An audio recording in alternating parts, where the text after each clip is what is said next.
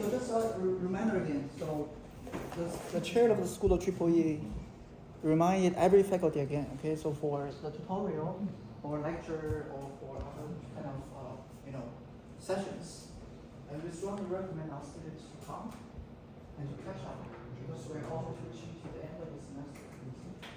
And especially for me, like I wanna make sure all students from my tutorial could get good scores for the final exam. Okay. I do not don't want to expect anybody's failing final exam. Okay. So if you see your classmates or friends who are lagging behind, okay, just try to remind him or her, and try to come. Or just if he or she has many kind of problems because of lagging behind, okay, just try to remind her to send an email to me, okay, or to make an appointment to come to my office, okay. I'll just give additional guidance. Okay.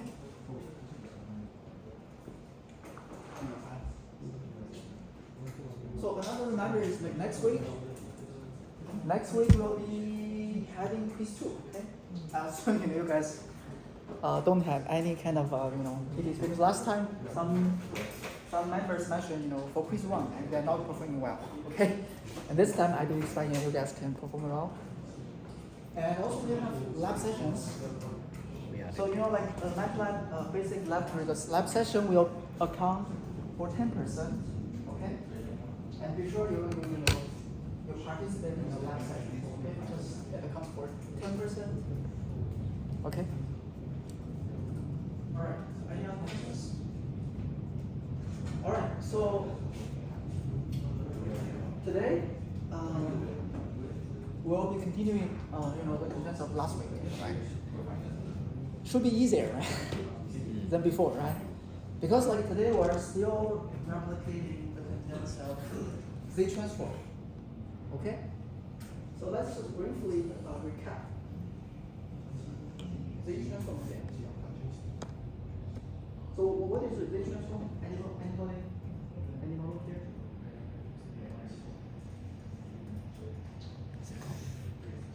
General form of Fourier. Okay. Good.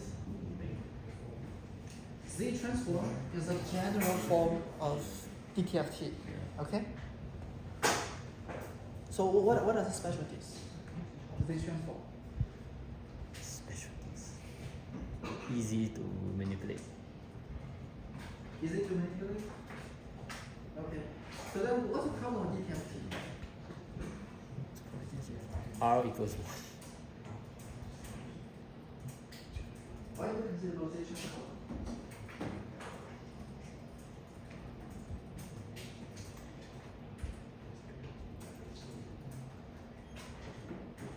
DTFT only consider when your radius of convergence is 1. Okay. Any answers? Why do you consider rotation transform?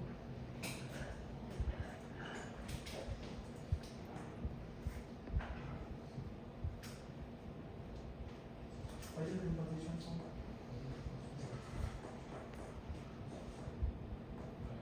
What's the relationship between Z transform and the DTFT?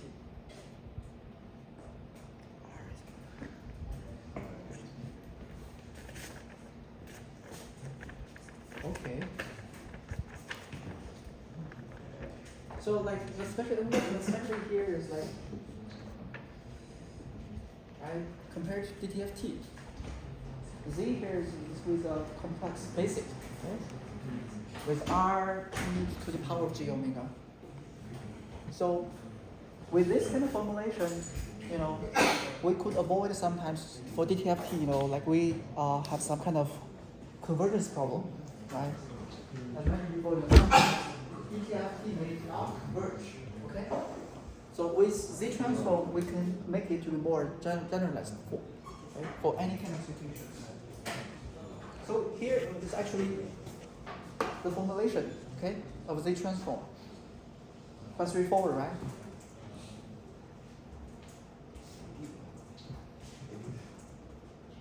So let's just recall, like for this transform, we mentioned about a very important terminology, which is region of convergence, right? How many types of region of convergence do we have? 3, right? What is the first one? Left, Left-sided, okay? How about second one? right, Right-sided. And you then got what else? two-sided.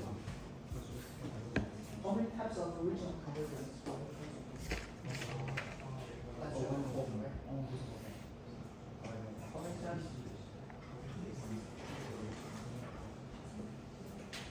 So we totally have 3 types, right? 3 types of region of convergence. Okay? So you must remember this slide, okay? For right-sided, okay, where z, the absolute z is larger than boundary value r, okay? And left-sided here, the absolute of z is actually less than, okay, the boundary value. And for ring, ring, where z is like the absolute of z is actually, within the range, right, from left to right. So all these 3 are kind of, 3 sheets, right, for the boundaries, the ROC boundary circles. Okay. For carrier system, we should set on which sheet? Hash causal. Yeah. They should be right-sided, okay? Oh yeah. Okay. So you have to remember for a carrier system, you should satisfy the right-sided shape. Okay. This is what we discussed for Z transform. Okay. And for this transform, we have 2 kinds of variables. Okay. So one is called zeros. Okay. 0 means the roots of the numerator. Okay? All these values are called zeros. And what about poles? Okay. What about poles? Pole is a cross. Okay, with the cross, which are the roots, Yeah. okay, of the denominator. Okay. So that means that the roots of the denominator are all called poles. In this case, the poles are always a kind of cross. Okay. And the zeros are always a circle. Okay. So to determine the boundary of ROC, region of convergence, what kind of variables should we focus on? Pole. To determine the region of convergence, what kind of variables should we consider? Yeah, everything. So to determine the boundary of ROC, we need to focus on poles. Okay, because the poles will determine the boundary of ROC. Okay. You guys still remember, for ROC, we have a problem. Here we have 3, poles, right? So to determine the boundary of ROC, we always consider, here's 1 circle and 1 circle and then 1 circle, right? So that's why, for boundary of ROC, we always consider poles, not zeros. Okay? So today we'll discuss, what are the kind of functions of zeros? Because zeros and poles, they both will provide us with a kind of a filtering function. For poles, we call it a maximum or maximum filter. Okay, and for zeros, we call it minimum filter. Okay, so today we'll discuss that. But for region of convergence, we only consider about poles. Okay, you must remember. Always consider poles. And here's also another important thing, which is like when the radius equal to 1, okay? This is called a unit circle. So why do we consider about it? What's it called? Impulse function. Impulse response. Okay, so this unit circle is called unit impulse, okay? Response. So what are the poles that fall into this unit circle? Okay, you need to consider. Okay. Also, like always about chiral. Okay. So for all the poles that are within this unit circle, that's called chiral. Okay. All sides will not be chiral. Okay.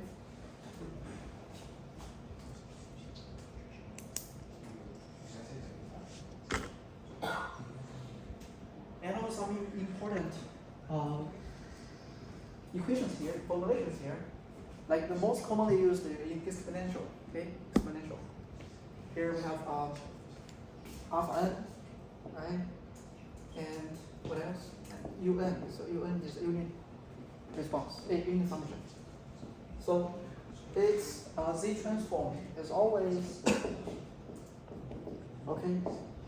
Try to remember this. 1 minus alpha z to the power minus, right? Always remember this one. This one is the most commonly used. Okay. So what are the shape of our C? What? What is the shape of our C in this case? Right. Right-sided or left-sided? Sided. Okay, so this one should be right-sided. Because Z is, the absolute Z is actually larger than so it should be like we have the radius here, which is A. Okay. So always consider about the values on all sides of exterior of this circle. Okay, this is called right-sided. How about this one? Left. This one is left-sided. Okay, this is left-sided.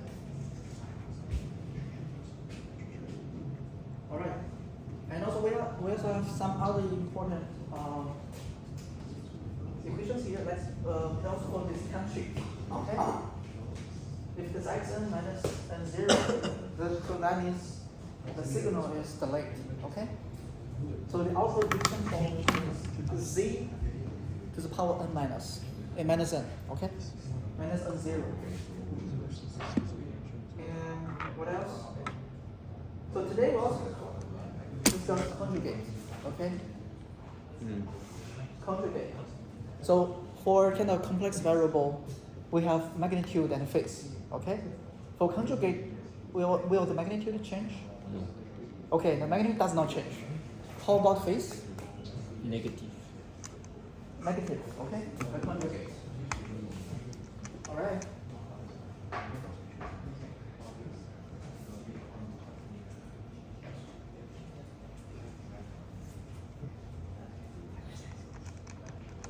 So next one is about actually for the inverse. Inverse Z transform. Right? From kind of Z transform, how can we get the input?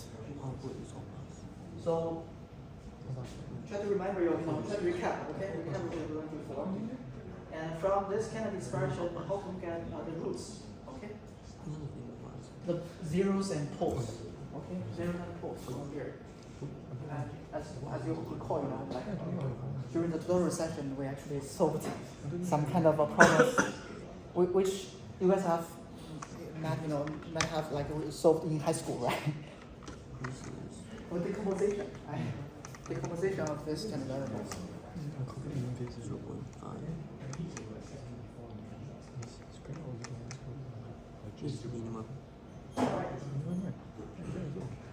So here's a kind of summary of Z transform. Okay? Z transform and DSP. So they share the similar things, but Z transform is more generous version. Okay. So Z transform equals to DTFT when R equals to 1. Okay. That's the only condition. All right.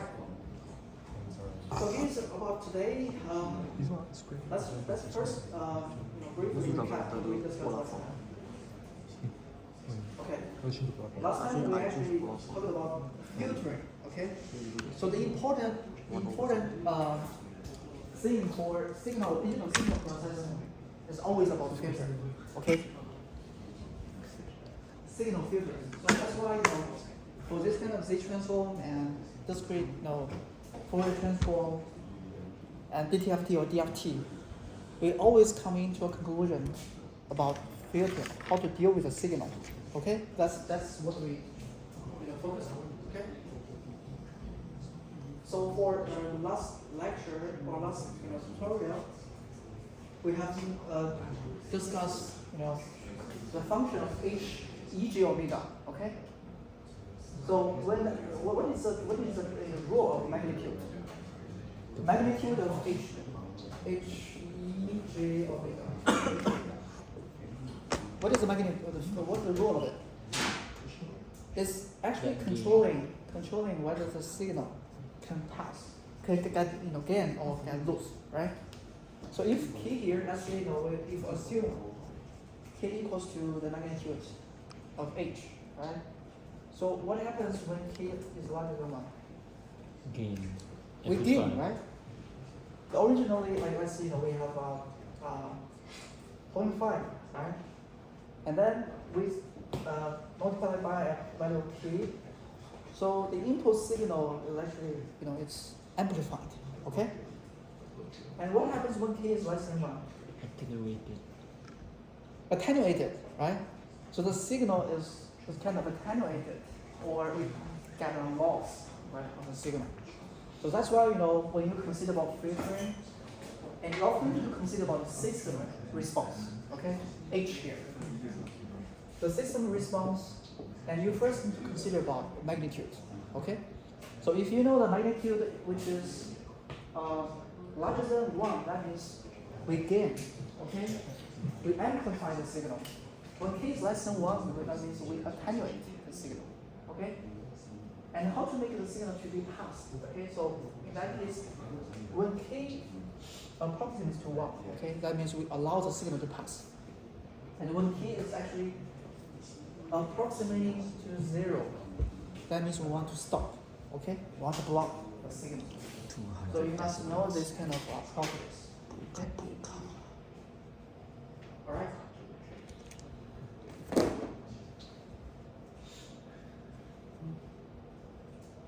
Okay. So, and another kind of important thing is about frequencies, like the filters. Okay. There are totally 4 types of filters.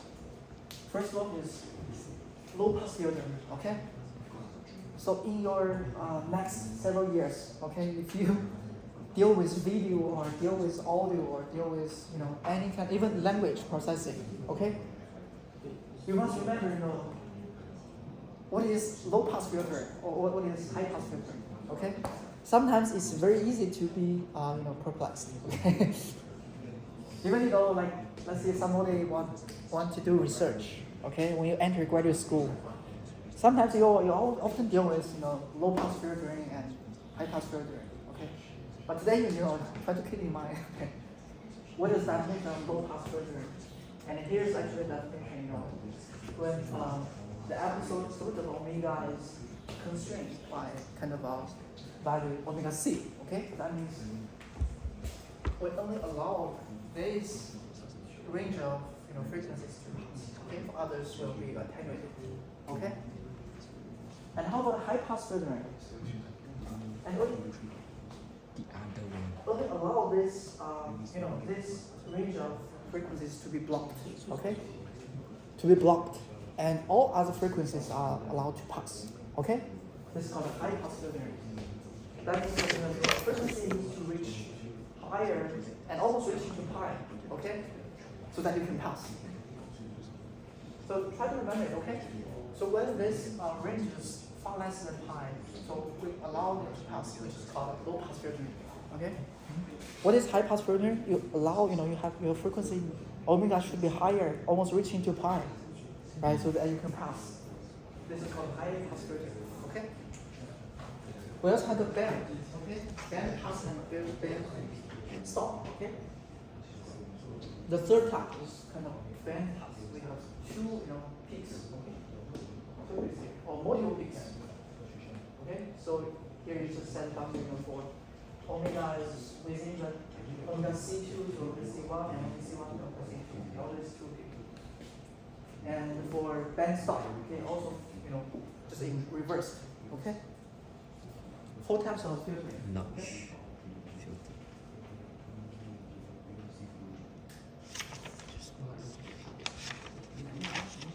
And then the next is about like the frequency response.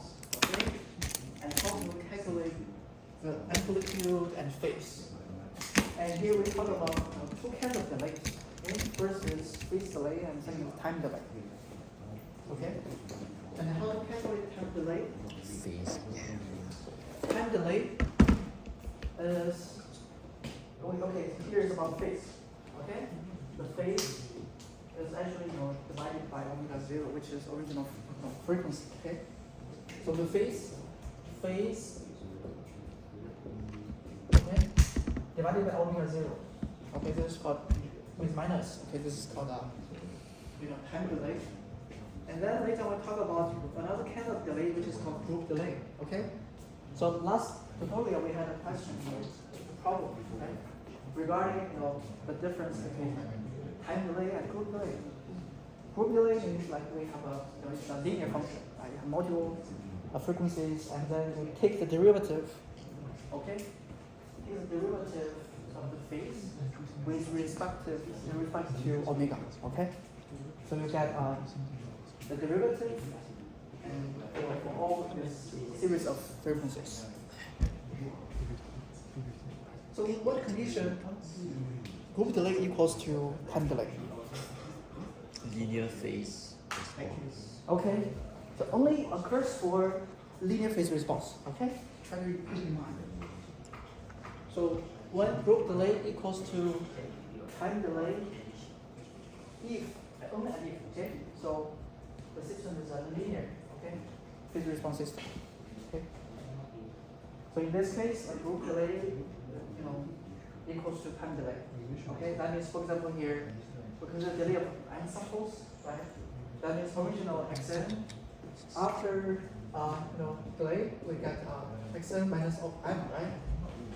So the phase response will be delayed by minus omega m, and then group delay here is m. Right? If we take the derivative, if you take it divided by omega here, we'll actually get m for any kind of frequency. That means group delay equals to time delay.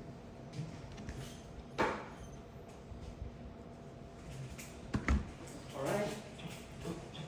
So today, again, we are following the last lecture, okay? But we're not using discrete time Fourier transform, okay? But we're using Z transform, okay? So because we already, recapped, okay, the poles and the zeros for kind of a Z transform. So all these values, for the denominator here is poles, right? And all these values for the denominator here are zeros, okay? And here are just two types of filter, which is infinite impulse response. We have talked about this during the transform, okay?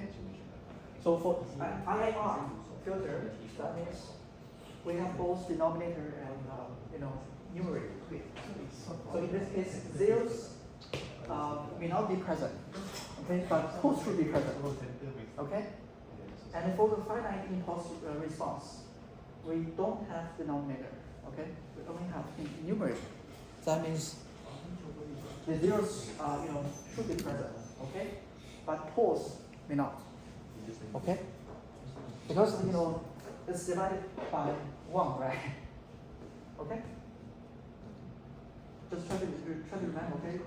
First one is called infinite impulse response with both numerator and denominator. Okay. So in this case, for first IIR, poles should be present. Okay. Poles must be present. And for finite impulse response, zeros must be present. Okay, because denominator here is 1. Okay.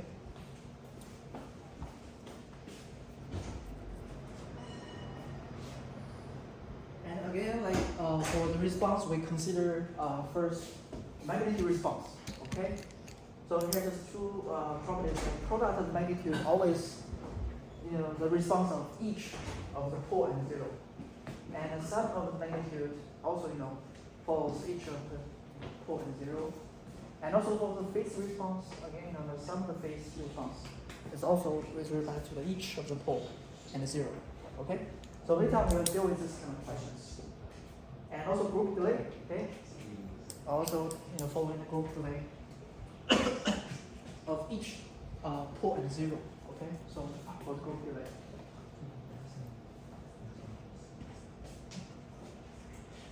so here's some kind of examples, it's a lecture knows how to calculate the magnitude, right? Given this kind of example. So here, why do we ignore the pole at 0? Pull zero. For this one, HZ, is that kind of infinite, IIR or FIR?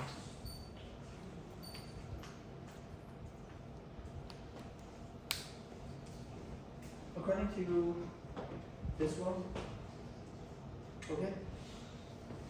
Is it infinite impulse response or is it finite impulse response? FIR. Should be FIR, right? Because we don't have denominator, okay? In that example. So that's why, here like always ignore the pole, okay? In this case. And when z equals to REG theta, so this is actually the zeros, okay? Zero of, this FR, okay? And to calculate the magnitude, you just, with h and with the conjugate, okay? So you just get the magnitude. So you must have played, the videos, right? This kind of demos during the lecturing, right? So when you click and when, given this magnitude response, this one, right? Response. And when the R changes, right? When R changes, so the amplitude always change, right? And another case, like you fix R if theta or omega changes, right? And then what happens? So you can just play that in the demos, right? So in this case, like you first fix theta to be 1, right? And you change R, and then you will see this kind of, magnitude response, okay? And another case, like when you fix R and change theta, okay? R is fixed and then change theta, you also see this kind of frequency response, okay?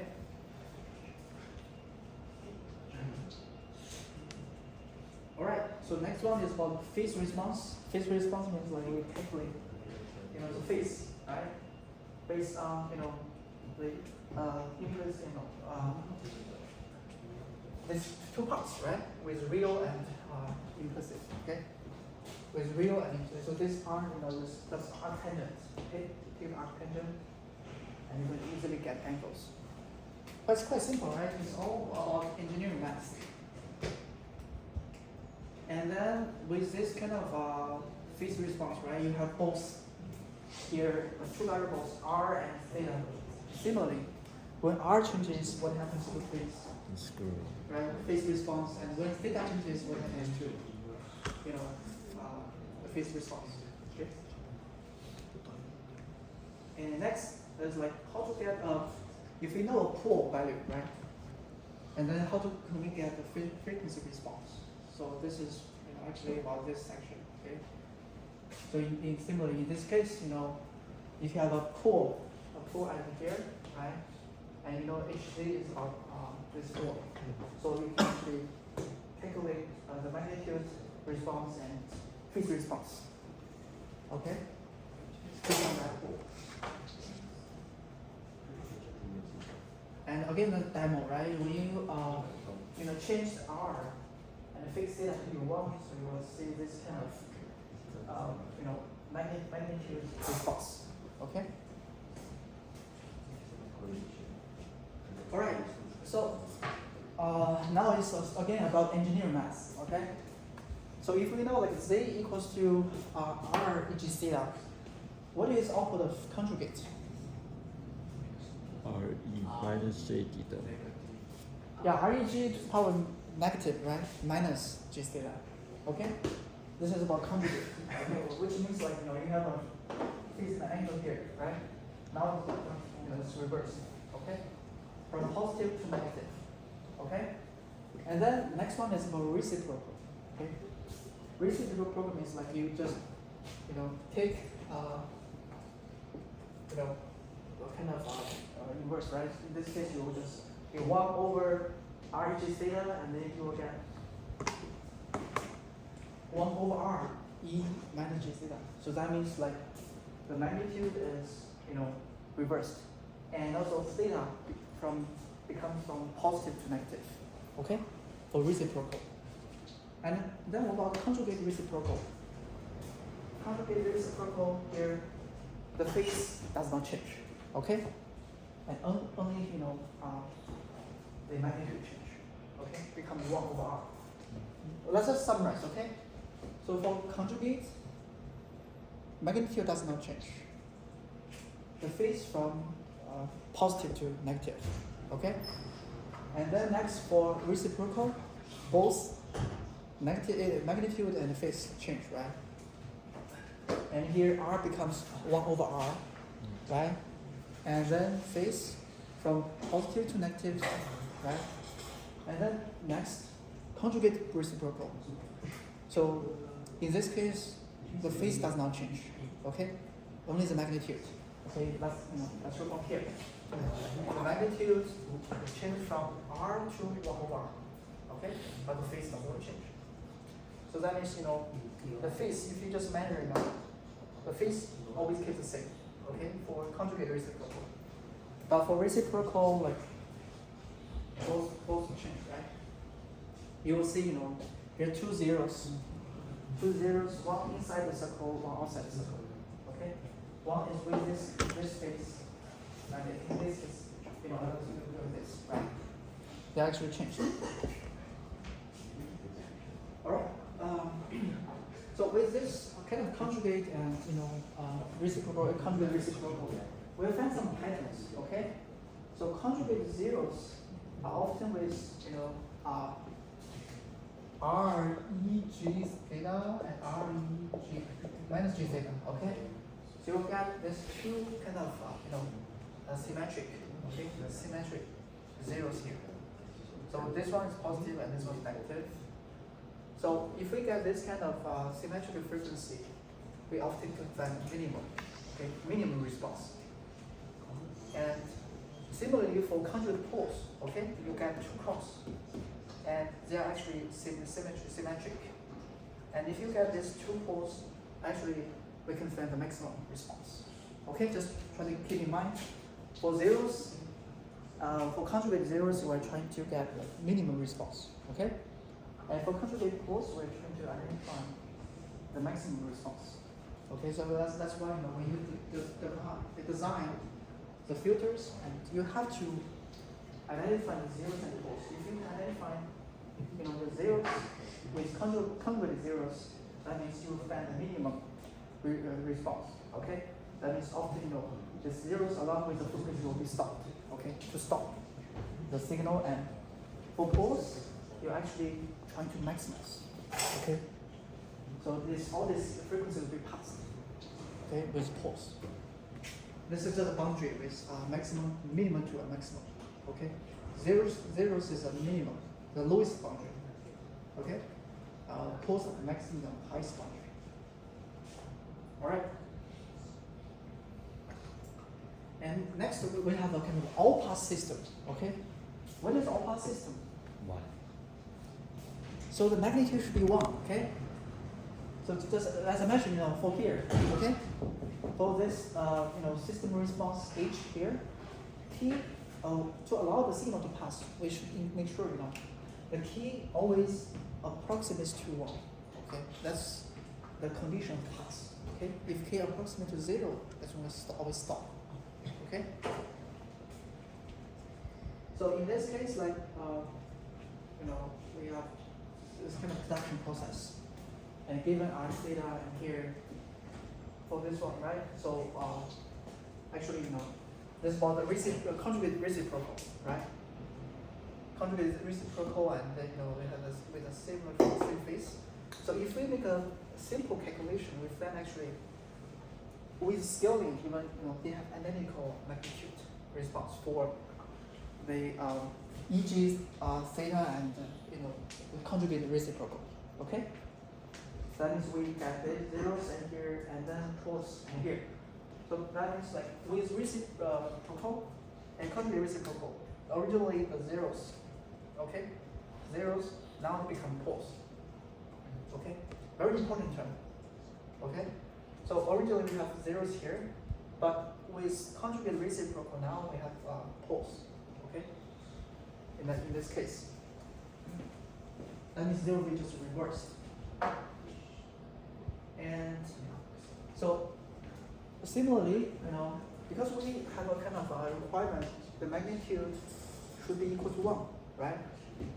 So we call this an all-pass system. And in this case, and here's a pattern, all the coefficients of the numerator have been shifted to the denominator, coefficient. Let's say, here we have parameters starting from 1, 2, and then to 8, right? So now it will be shifted, starting from A to 1, okay, to the denominator. If you find this kind of patterns, definitely it's all-pass system, okay? And today we'll have some questions, related to this, okay?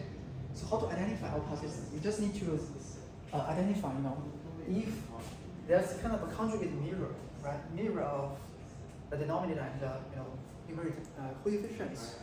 You can quickly identify it's all-pass system, okay?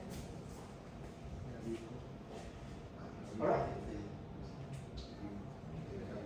And you also often consider about conjugate. Okay, so you get a 0, you often have a conjugate 0. You get pole, you also often have a conjugate pole, right? For conjugate pole and conjugate zeros. So that's why I often call it a 4-set system. 4-set zeros and poles, because for zeros and poles, always with conjugate or pair, right? That means when you have 4 points, and including conjugate and reciprocal. So it's all about this one is about reciprocal. Okay. This set, because we have poles here and zeros here. Okay, this is conjugate, reciprocal conjugate. Okay, and this conjugate. Okay, how about this? Reciprocal, a conjugate reciprocal. Okay, so how about this and this? Conjugate zeros, right? Conjugate poles, and for this 2 and this 2, they're just conjugate reciprocal. Okay, that's why it's often like this, a set of 4. All right. So that's simple, right? Then next we have a kind of task about minimum phase and maximum phase system. Okay, so here we consider about 4 kinds of scenarios. Okay, and in first case, I have 2 zeros. Both are inside this unit circle. Okay. In second case, you have 1 0 as positive, right, with positive phase, and then another 0 is outside the circle. Okay. And in this case, like we have a 0, which is somehow with a phase this, right? But another 0 is outside.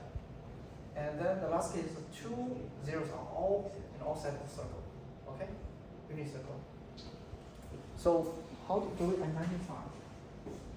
But if you calculate the magnitude, all these 4 magnitudes are equal. Okay? They're equal. That means they share this identical magnitude. Especially when to perform filtering, actually, they have a similar function of amplification, right? But in terms of phase, okay. So if you draw the phase response, you will see this kind of pattern for these 4 cases. Okay.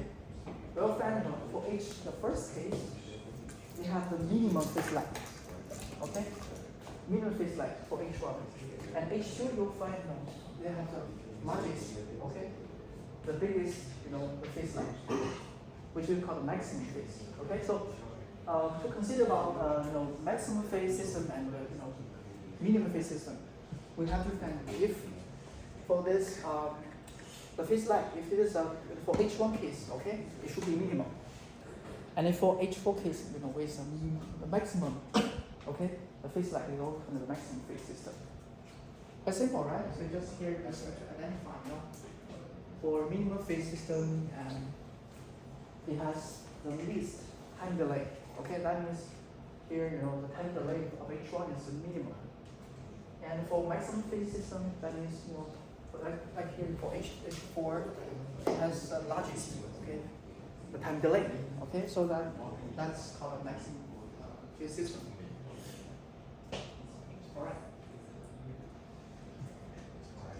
So some patterns, like if you can identify, in this case, like all this is about H1, okay? Some patterns, when solve the problems. If you find all zeros are inside this circle, it should be the minimum, okay? If all zeros are outside the circle, it should be maximum, okay? If you find some zeros inside, some zeros outside, neither, okay? Not minimum or not maximum, okay? So, like in this case, if all zeros outside the circle, what is the is it minimum phase or maximum phase? Maximum phase, right? And how about this? Neither. Maximum phase? Neither. Neither, okay? Neither minimum or maximum. Okay. All right. So I think all about any questions? So if there's a question, let me just go with problems. Okay. So every tutorial I spend much time explaining the lecture notes because I'm not confident that all of you have taken the online lectures. Okay, some of you may not have taken. That's why I'm so concerned. If I just directly go with the questions, you'll be always listening to very, very, very difficult stuff. Okay, that's why I just try to go through. All right.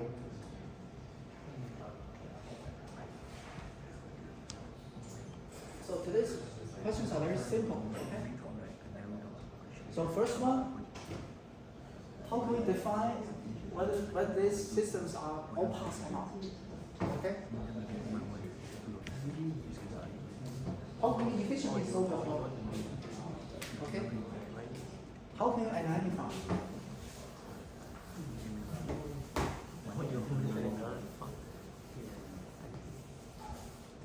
How can you identify all pass system efficiently? So as mentioned, you just need to make a change. For all the original the coefficients, okay. Now after conjugating, it always become right. Similarly here, if you just try to shift the coefficient for the numerator is 1 and minus 1, right? 1 minus 1. But for denominator here is 1 and 1, right? And for numerator here is 1 minus 1. Okay? So when you shift, okay? When you shift it, if this it can be matched with the denominator, okay? It should be all pass. Okay? So in this case, is it all pass? No. How about the first case is all pass? Why? First case all pass system? First case? Why? Okay, yeah, exactly. It's not conjugated, okay? So for the first example, it's not, okay? How about the second one? Yes. Okay, you just, shift, right? Originally it's about 3 minus 2 and 1, right? For the numerator here, okay? And for denominator here, it's about 1 minus 2 and 3, okay? So if you shift it, okay? Okay? If it can match with the numerator, okay, it's all pass. So for the second case, if you shift, and becomes conjugate, it exactly matches with the numerator, okay, efficient. So that one, for the second one is all pass, right? Then for the third one, is it all pass? No. Why? If you do the same thing, doesn't match. It cannot be matched, right? It cannot be matched for this case. For denominator is about 2, 1, right? The conjugate is 1, 2. So it cannot be matched with denominator equation. How about the fourth one? No. How about fourth one? This one? E.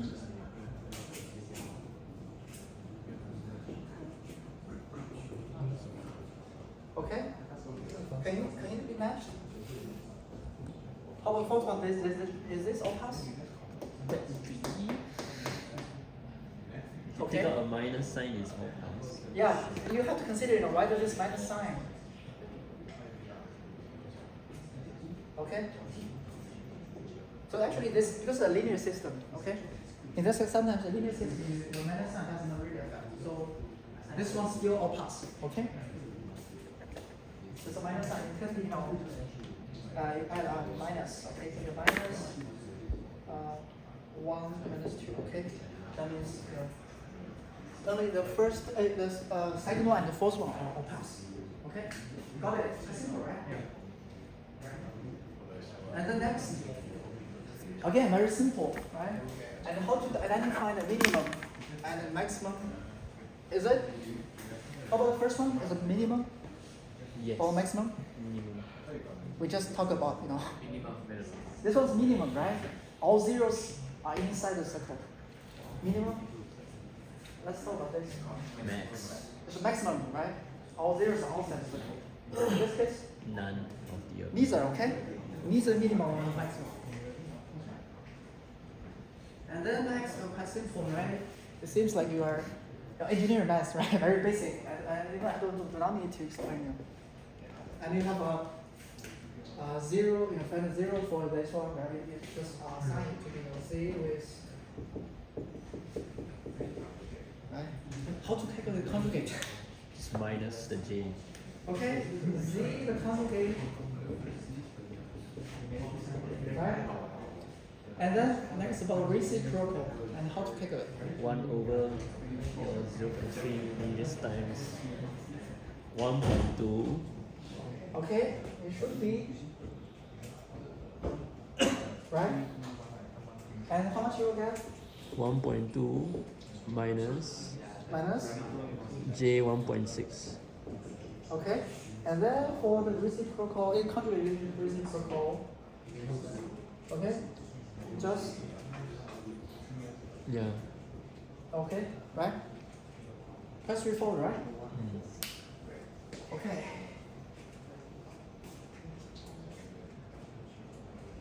And then next, CCDE, okay? What's the full name? Huh? What's the full name of CCDE? Something. Difference equation. What's the full name of CCDE? Constant coefficient. Differential equation, okay? And then probably, calculate.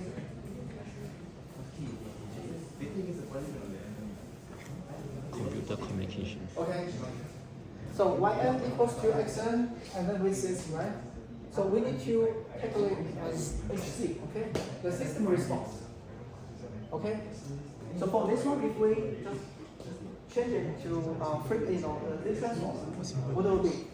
1 Y minus z equals to 1. x z, right? Huh? Minus, Oh, what is xn okay, minus okay. 1? It's z minus 1, right? Yeah. And YZ, XZ Right? And then plus Z minus 2 the minus 2 and we XZ. okay, you just take xz out, right? Yeah. Okay, it will be 1 minus, right? So take this to the outside. It will be, okay? Right? Quite simple, right? So let's try to make some kind of decomposition. Okay, it will be 1 minus 1 minus 3Z minus 1. okay? And then you'll get two zeros. One is z1 equals to z1 and z2 equals to 3. Okay? You get two zeros. Alright? So If you get 2 zeros and you have a unit circle, right? Here's one third. Here's 3, right? And the 2 zeros, zeros. Let's see, don't consider about the pool, right? The 0. So in this case, then you get that. So is it a minimum response? No. Is it maximum response? No. It's neither. Neither, okay? It's neither, okay? Not the minimum phase, okay, system. And then the next one. It's a fun one. And HC, and now you have, okay? So how can we get, the zeros? Factorize, right? So high school knowledge, Yes. okay? How can we get this 2, Yes. right? What was E that? squared minus 4AC. Okay. High school knowledge, okay? So you'll get how much? 1 1, plus minus 1 minus 4A right? over 2A. Okay. So you get 2 possible z, okay? The z equals 2. There's all 2 possible z's, right? High school knowledge, okay? I don't want to mention about that. But in order to make sure this is the minimum phase, so we have to all of these zeros should be within the circle, right? Within the circle. So let's see, if this one equals to 0, what is boundary value?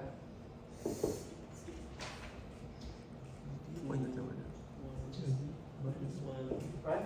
No. You have to consider about that, right? Now what is the boundary value for this? It's hard, right? But let's see, for zeros to exist, and we have to make sure this one to be complex number. Okay? So that means like 1 minus 4a is less than 0. Okay? So a is less than how much? Right? No, it's how much? Yeah.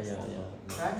Because like for zeros to be within the circle, okay? They should be, complex number, okay? So that's why, we have to make sure, 1 minus 4a less than 0. So what is the boundary of a? Less than. Okay, right? Okay. So that means like when we consider about this, so we can easily get the 2 possible z's, okay, z1 and z2. And then what is magnitude of that? Okay, it should be like 1 plus, right?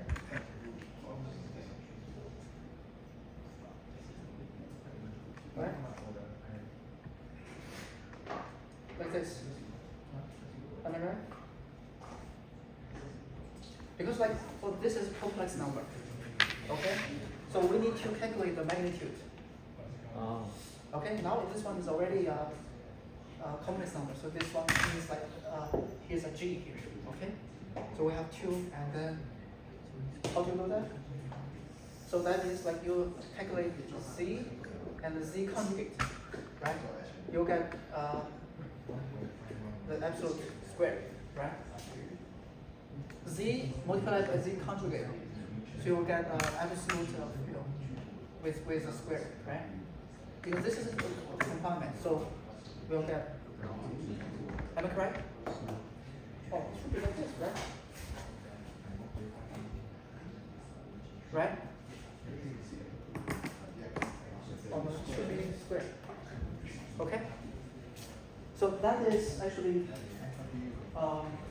this square, right? Because we want to make sure it's a minimum. So you actually need to then calculate this, okay? Calculate this. So finally, you'll get a kind of boundary, okay? You could calculate it.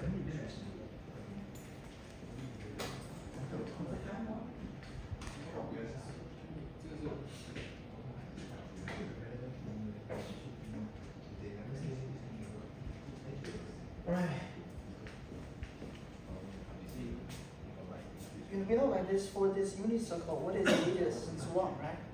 So that means, as mentioned here, should be with a boundary. This one should be less than 1, right? So then you'll get, well, what is A here? Should be calculated.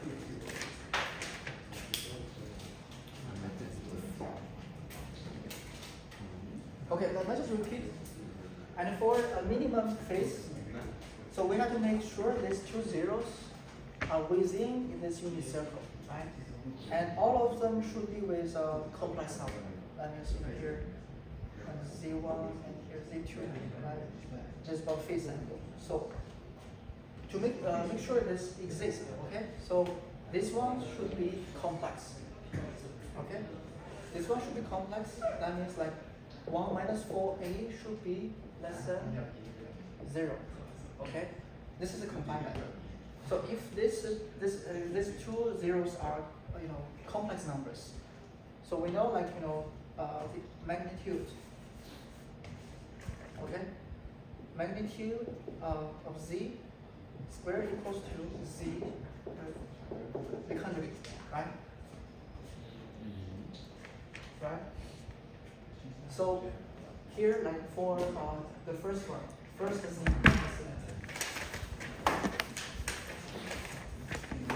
Z1 equals to 1 plus, okay? Okay, Z2 equals to 1 minus, right? Okay, so these two, if we just multiply them, so you'll get 1, right? It should be right. So 1 minus 4, and then 2 squared. Something like this. Okay? Just multiply. And then you'll get, finally you'll get the boundary A. So if you get A, let's say you just can give some examples. It will definitely make sure that there's a minimum of this. Okay? Something like this. Okay? Because it's a minimum system. Zeros should be within a circle. That's why 1 minus 4 should be imaginary. Okay, this should be a complex number. So you will just calculate the magnitude, okay? And because it should be within the circle magnitude, okay? It should be less than 1, and then you'll get a boundary.